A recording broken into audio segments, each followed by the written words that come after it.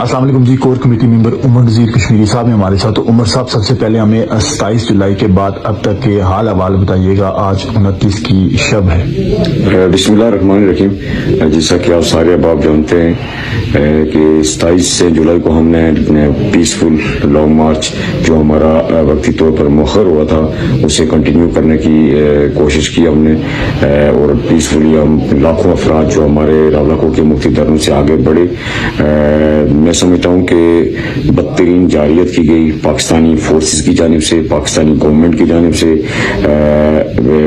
Street fire کیے گئے, اور اسی طرح ہماری ابھی جو مجموعی طور پر ہمارے جو کیونکہ دیگر دھرنوں کے اندر اس طرح کا ٹیلی فونک رابطہ جو ہے وہ ڈسکنیکٹ ہے. 40 کے قریب جو اطلاعات ملی ہیں کہ 40 کے قریب ابھی شہادتیں, کیونکہ میرپور کے اندر بھی شہادتیں کنفرم نہیں ہو رہی کہ کتنی ہیں, بہرحال 40 کے قریب شہادتیں ہو چکی ہیں ان 3 دنوں کے اندر, اور ہمارے سینکڑوں افراد جو ہے زخمی ہو چکے ہیں. میں سمجھتا ہوں کہ اس وقت جو بدترین دہشت گردی کی گئی کہ وہ ہتھیار استعمال کیے گئے جو ہتھیار کنٹرول لائن پہ ہونے چاہیے, جو ہتھیار ہندوستان پہ استعمال ہوتے ہیں, ان ہتھیاروں کا استعمال, جدید ہتھیاروں کا استعمال جموں کشمیر کی نقطۂ عوام پہ کیا گیا. اور یہ میں سمجھتا ہوں کہ بہت بڑا ظلم اور بربریت ہے کہ کیونکہ ہماری کوئی لڑائی نہیں ہے. ہم پہلے بھی کہہ چکے کہ پاکستان کے ساتھ ہماری نہ کوئی لڑائی ہے, نہ پاکستانی فورسز کے ساتھ کوئی لڑائی ہے, نہ پاکستانی اداروں کے ساتھ, نہ ہی ہم پاکستان کے خلاف ہیں. ہم اپنے بیسک رائٹس کے لیے اسٹرگل کر رہے ہیں. ہم تعلیم, علاج, صحت, اپنے انفراسٹرکچر, اپنی جو بنیادی ضروریات ہیں, اپنے جو حق ملکیت ہے, حق حکمرانی ہے, اس کے لیے ہم پیسفلی اسٹرگل کر رہے ہیں. ہمارا کسی سے کوئی لینا نہ دینا نہیں ہے. اور یہ جو ابھی ہوئی ہیں جو شہادتیں, میں سمجھتا ہوں کہ کیونکہ دنیا بھر میں اس حوالے سے باوجود اس کے کہ ان کا انٹرنیٹ بند کیا ہوا ہے, بلیک آؤٹ کیا گیا ہے, اس کے باوجود رپورٹنگ جو ہے وہ کسی نہ کسی طرح کسی ذرائع سے پہنچ رہی ہے بیرونی دنیا کے اندر.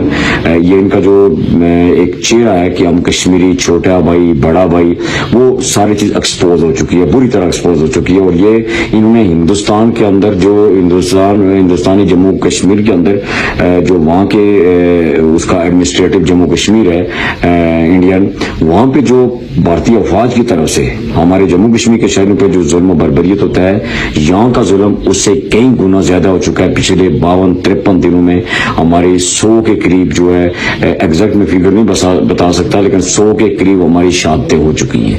اور لگاتار وہ جو ہے جینوسائیڈ کی جا رہی ہے جموں کشمیر کی شہریوں کی.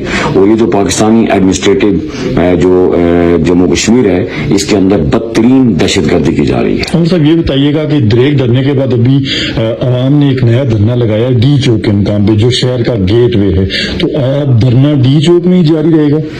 دیکھیں, جو کیونکہ ہم یہاں سے نکلے تھے اور بڑے پیسفلی ہم آگے بڑھنا چاہ رہے تھے, وقتی طور پر جو ہے ہمارا دھرنا وہاں پہ میں, کیونکہ ابھی تھوڑی دیر پہلے ہمارا اس کا ڈیسیژن ہوا, کیونکہ بہت بڑی تعداد میں ہم نے کچھ ڈیڈ باڈیز ہیں ان کو بھی دفنانا ہے, جنازے پڑھنے, بہت بڑی تعداد میں, کیونکہ ہو گئی اسٹیٹ فائر سے جو کلنگ کی ہے انہوں نے, ہمارے ساتھیوں کو شہید کر دیا, بھائیوں کو, بیٹوں کو.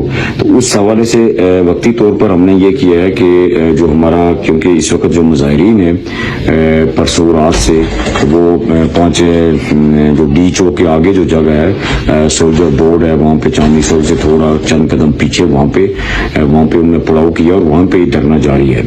ابھی ہم نے کیونکہ وقتی طور پر کیونکہ ہم نے اس جو ابھی ہو رہا تھا سارا اس حوالے سے کہ وقتی طور پر ہم نے مظاہرین کو وہاں پہ روکا ہے, لیکن ہماری جو لانگ مارچ کی کال ہے وہ مؤخر نہیں ہوئی ہے, وہ ابھی اپنی جگہ برقرار ہے. ہم وہاں رکیں گے اور پھر آگے بڑھنے کا آپشن ہمارے پاس موجود ہے. جی, حکمت عملی کے تحت رکیں یا حکمت عملیہ. دوسرا ہماری اپنی طرف سے کوشش ہے کہ جو انسانی جانیں ہیں ان کو بچایا جائے, زیادہ سے زیادہ بچایا جائے, باوجود اس کیونکہ ہم پیسفلی جا رہے ہیں. ہمیں تو یہ اندازہ نہیں تھا کہ یہ اس طرح کی بروٹیلٹی کریں گے اور اتنی بڑی سطح پہ لوگوں کو جو ہے اس ٹارگیٹ کے لیے نہیں کریں گے. ہم سب چونکہ زخمیوں کی تعداد اس پورے سینیریو میں 1000 سے زیادہ ہو چکی ہے, تو آپ مجھے یہ بتائیں کہ یہ زخمی جو کہ انہوں نے ہمارے ہاسپٹل کا محاصرہ کیا ہوا, جو زیادہ سیریس لوگ ہیں جنہیں گولیاں لگتی ہیں. لیکن میں بڑی دردمندی کے ساتھ اپنی پاکستانی عوام سے یہ پوچھنا چاہوں گا, گزارش کروں گا کہ یہ دنیا کا کون سا اصول اور ضابطہ ہے.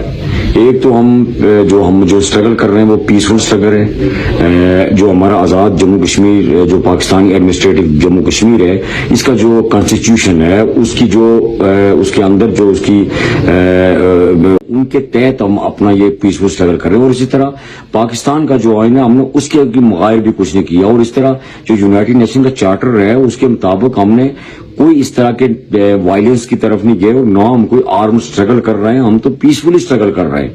تو پیسفل پروٹیسٹروں پہ ان پہ اس طرح کی اسٹریٹ فائر کرنا, اور پھر اسٹریٹ فائر کر کے تو پھر جب مظاہرین کی طرف سے ان کے پاس تو پتھر ہی ہوتے ہیں, ان کے پاس اور کچھ نہیں ہوتا, تو وہ پھولوں کے ہار نہیں پہنائیں گے, پھر وہ پتھر تو ماریں گے, ڈنڈا تو ماریں گے اگر آپ کسی کا خون کریں گے, کسی معصوم کا خون بہائیں گے. تو یہ تو ہمارا رائٹ بنتا ہے کہ ہم پیسفلی جو آگے بڑھ رہے ہیں, اور یہ بہت بڑی جارحیت کی جا رہی ہے. بہت شکریہ.